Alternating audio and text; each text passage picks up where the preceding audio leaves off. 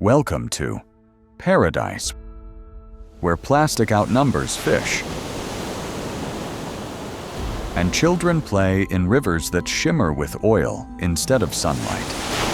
In this gripping travel documentary, we take you far beyond Bali's Instagram beaches to unveil the shocking truth that tourists never see. This is Indonesia, like you've never imagined, a nation of stunning contrasts, where vibrant rituals unfold beside toxic landfills and age-old traditions battle the modern world's darkest leftovers. Prepare to discover jaw-dropping facts about countries hidden behind glossy brochures in a country documentary that dares to ask, how did paradise become a dumping ground for the world? Number 1. Indonesia's toxic waste. Crisis behind. The warm smiles and rich traditions. Indonesia is facing a growing crisis that rarely makes international headlines. As the fourth most populous country in the world, Indonesia is generating more waste than it can handle. Urban centers are expanding fast. Consumer habits are shifting rapidly, but the systems built to manage the fallout are falling behind. Today, the country produces over 11 million tons of plastic waste each year, and nearly 3 million tons of that is non-recyclable toxic material that ends up in rivers, coastal areas, and open landfills. The problem doesn't stop there. Electronic waste from old phones' batteries and broken appliances is increasing by about 10% annually. But proper disposal remains out of reach for many regions. As a result, much of this waste is dumped or burned without control, leaking heavy metals and dangerous chemicals into the environment. And then there's industrial waste chemicals from factories, farms, and households that quietly seep into the soil and water, especially in rural and peri-urban areas where infrastructure is weakest. These pollutants are harder to see, but their impact on health and ecosystems is lasting and severe. According to a United Nations report published in early 2025, Indonesia is now among the top 5 generators of plastic and electronic waste globally. However, its ability to manage this waste is limited. Only around 30 to 40% is properly treated. What about the rest? It pollutes the land, the water, and the air. This is not just a local issue. It's part of a larger global pattern, and Indonesia is now standing at the front line.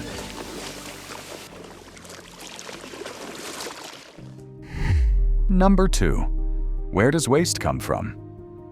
Hazardous waste doesn't just appear out of nowhere. It has clear and concerning origins. Broadly, it comes from 2 main sources: domestic and international. And both are growing problems. Every year, Indonesia produces over 1.9 million tons of hazardous waste, and that number keeps rising. Industrial zones in West Java, Banten, and East Kalimantan are at the heart of this surge.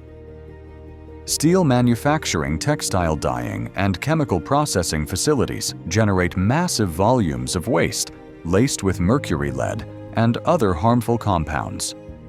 In many cases, this waste is stored improperly or left untreated due to lack of oversight and enforcement.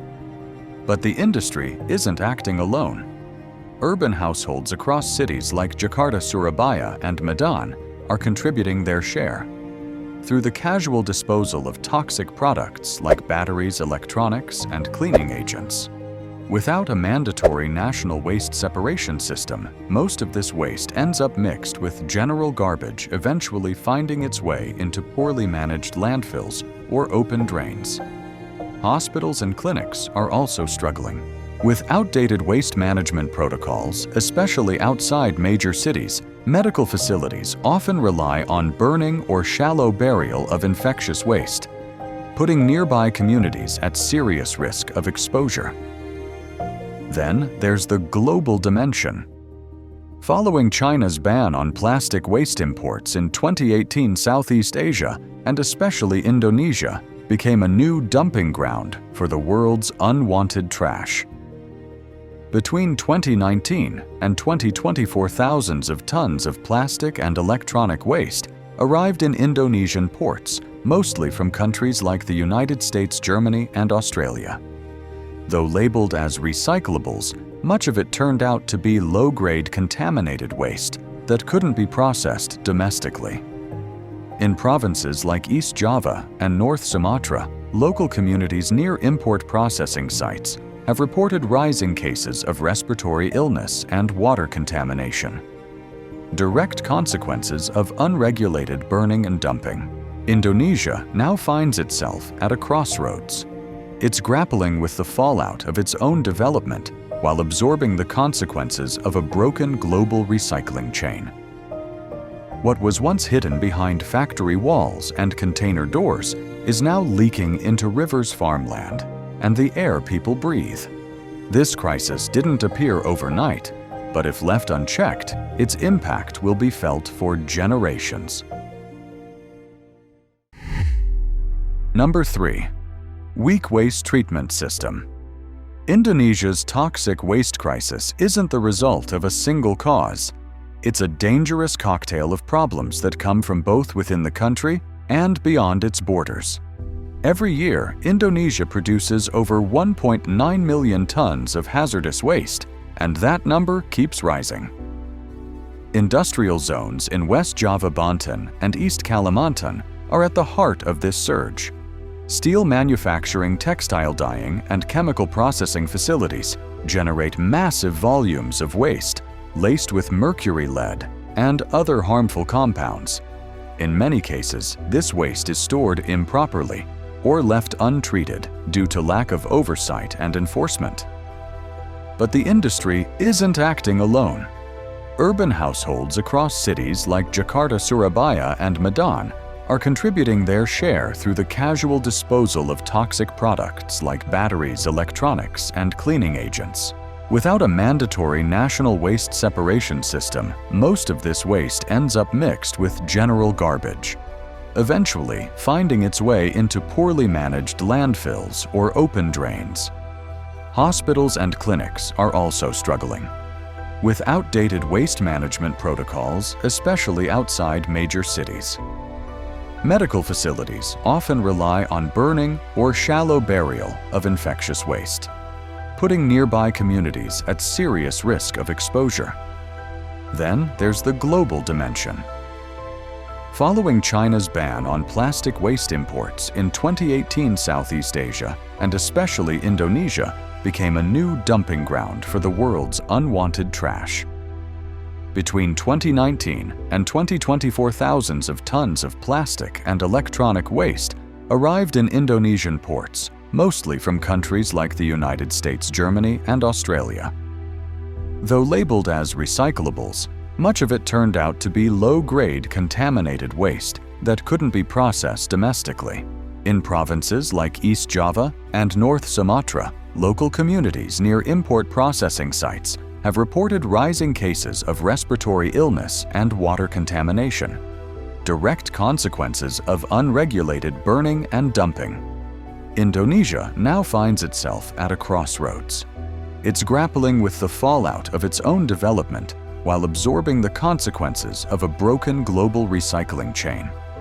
What was once hidden behind factory walls and container doors is now leaking into rivers, farmland, and the air people breathe. This crisis didn't appear overnight, but if left unchecked, its impact will be felt for generations. Number 4. Environmental and health impacts. The impact of Indonesia's waste crisis doesn't stop at overflowing landfills or polluted rivers. It's creeping into the soil, the air, and even the food people eat. Across the archipelago, toxic runoff from landfills is contaminating groundwater, especially in densely populated areas like Bekasi, Tangerang, and parts of East Java. In coastal zones, microplastics are flooding the sea, entering the food chain through fish and shellfish. A 2024 study by the Indonesian Institute of Sciences found that over 80% of fish samples from the Java Sea contained traces of microplastics, some carrying toxic chemical residues. In the fishing village of Banyuwangi, locals have started to notice the changes. Cases like cities aren't isolated.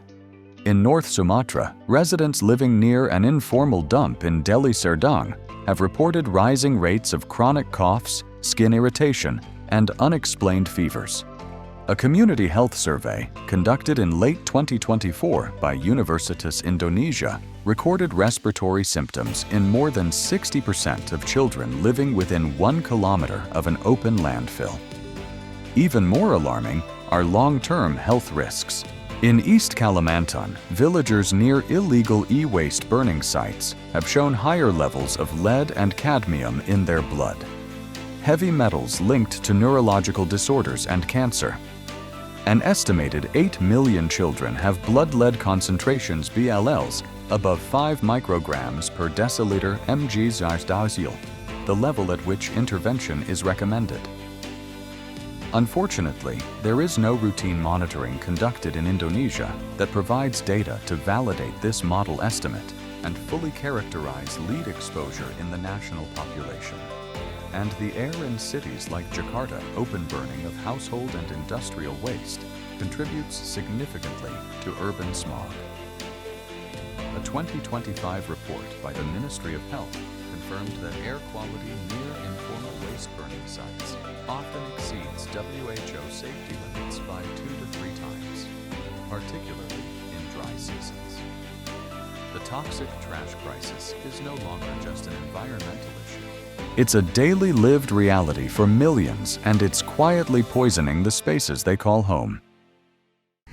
Number 5. Social and economic consequences.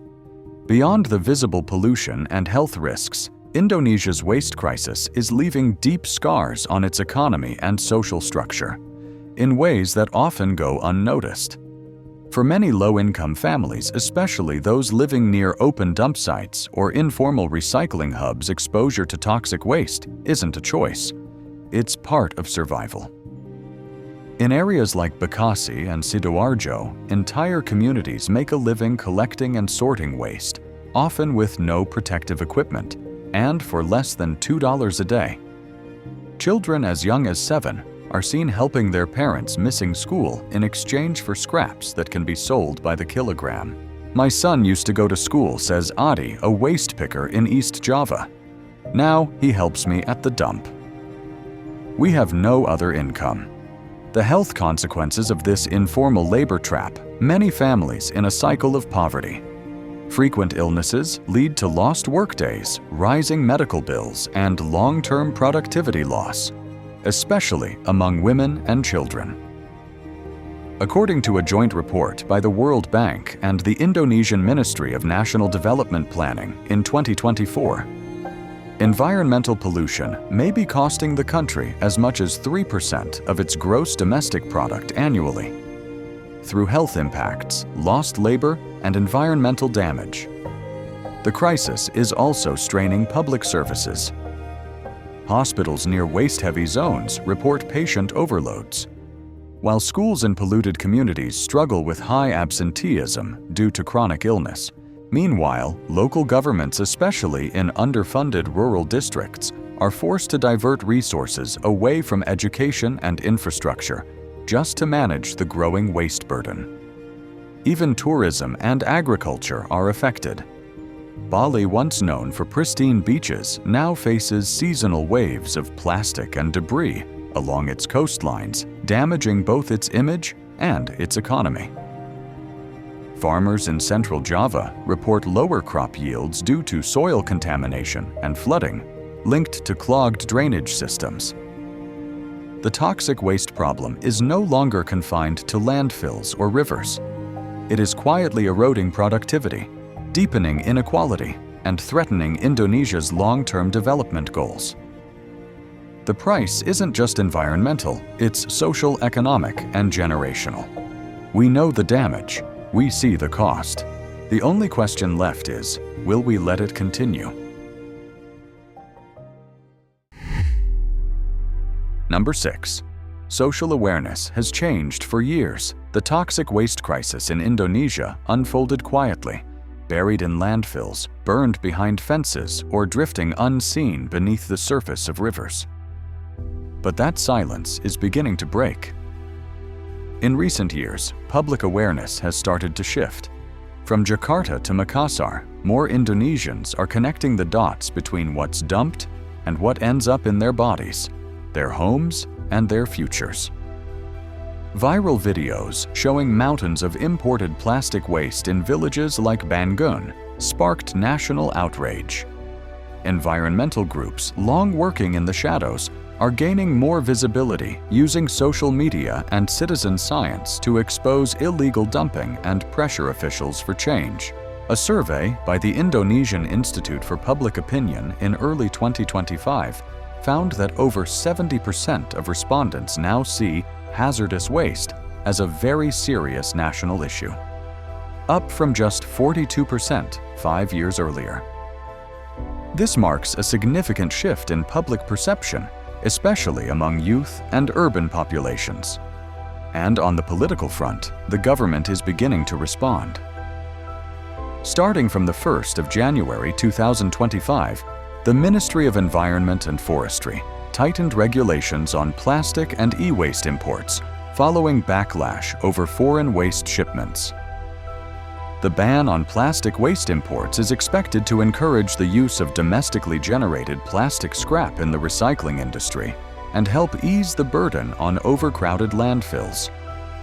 Still, experts caution that most of these efforts remain localized, underfunded, or poorly enforced. The ban has been met with encouragement from some and skepticism from others, particularly those concerned it will be poorly enforced or worse amount to an act of greenwashing. Some local activists argue that it fails to address the root causes of pollution, which stem largely from the import of waste paper contaminated with plastic scrap. Environmental advocates emphasize the need for stricter regulations on exporting countries to prevent the problem from simply being shifted from one nation to another.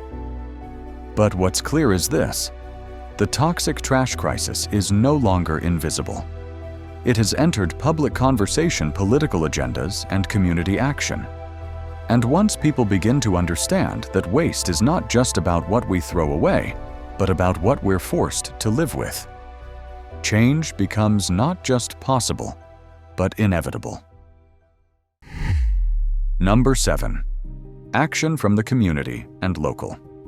While policies shift slowly and national systems struggle to catch up, local communities across Indonesia are stepping in to fill the gap, often with limited resources but limitless resolve. In Banyuwangi, East Java, a women-led cooperative has turned the village's informal dumping site into a small-scale waste sorting center. With support from a local NGO, they've trained dozens of residents in how to identify hazardous materials, separate recyclables, and safely manage household waste. What began as a community cleanup has grown into a weekly routine, with school children joining in and learning that waste is not just disposable, it's everyone's responsibility. In Bali, where tourism depends heavily on the island's natural beauty, several traditional villages have introduced their own zero-waste policies. Some communities have even implemented local plastic bans that are stricter than national laws, backed by fines or cultural sanctions. These efforts don't just protect the environment. They help restore community pride and agency. What unites them all is a sense of collective ownership over the crisis. It's no longer about blaming factories or foreign imports. It's about what each neighborhood, village, and classroom can do to push back against the flood of toxic waste, even if it's just one plastic bottle at a time. If we can track a package across continents, why can't we track where our trash ends up? Number 8. Business and green market. The toxic waste crisis has not only raised alarms, it's also opened up opportunities for innovation, accountability, and sustainability. Large corporations, once reluctant to confront their environmental footprints, are beginning to pivot. In 2024, several major retailers and manufacturers, including food and beverage giants, launched internal waste audits and packaging redesigns in response to mounting public criticism. Some have committed to eliminating single-use plastics from their supply chains within the next 5 years. Smaller businesses and startups are moving even faster. Across cities like Bandung and Yogyakarta, refill stations, compostable packaging companies, and waste-to-energy tech ventures are thriving. In Surabaya, a young entrepreneur transformed discarded coconut husks into biodegradable food containers, now used by more than 100 restaurants. In the last few years, a new generation of startups has emerged with bold, practical solutions to the country's packaging waste problem. One standout example is Cyclus Refill, a refill delivery service that has gained momentum since early 2022.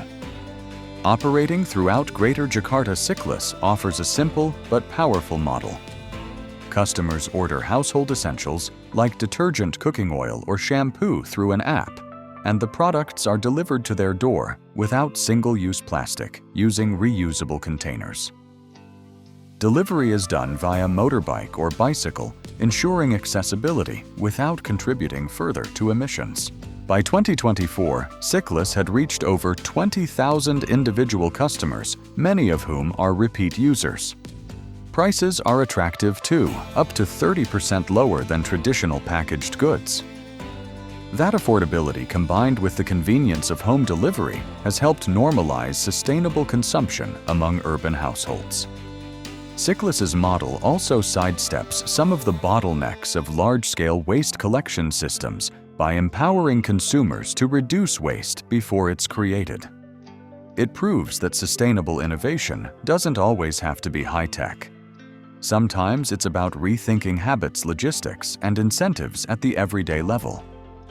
As awareness grows and habits shift, models like Cyclus signal a new era in Indonesian retail, one where circular practices are not a luxury, but a convenience. These types of solutions illustrate how innovation can drive change, not just through materials, but through systems of reuse, responsibility, and technology.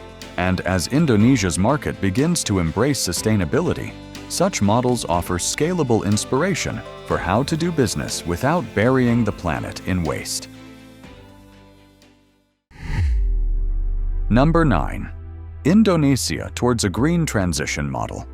Indonesia's toxic waste crisis has in many ways exposed the country's environmental vulnerabilities, but it has also sparked something deeper: a slow but powerful shift towards systemic change.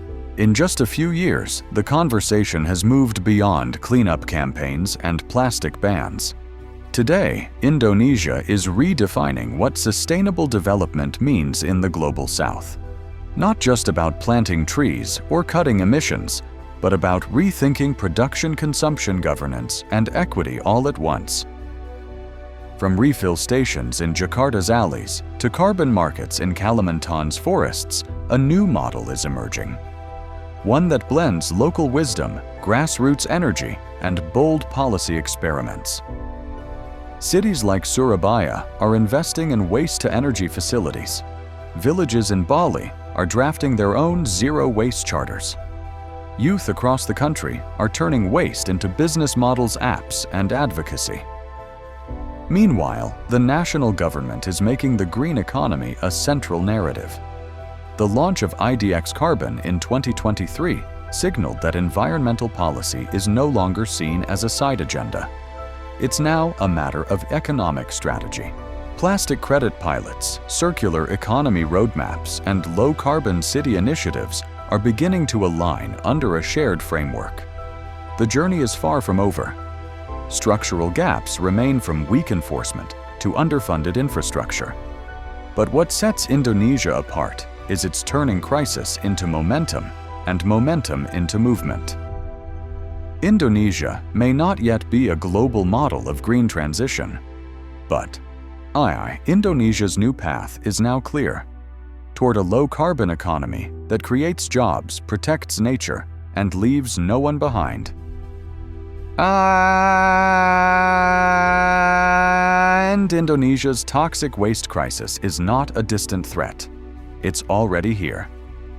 In the air, people breathe in the rivers that used to feed entire communities in the soil beneath children's feet. What was once hidden behind factory walls or buried in landfills is now spilling into everyday life. Slowly, silently, and dangerously. Indonesia today stands at a crossroads, not between progress and tradition, but between a future built on short-term profit and one built on long-term survival. This is not just a story about trash. It's a story about accountability, about who creates the waste, who lives with it, and who chooses to do something about it. If this story made you think twice, don't forget to like this video and subscribe to NVL Travel Documentary for more untold stories that matter.